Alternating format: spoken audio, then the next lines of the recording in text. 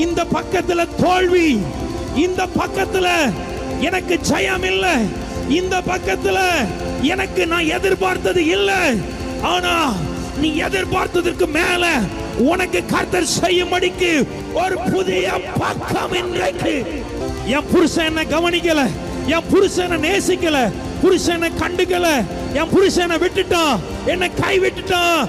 அதனால இந்த பக்கம் எனக்கு அலட்சணமாய் போயிடுச்சு, கேவலமாய் போயிடுச்சு.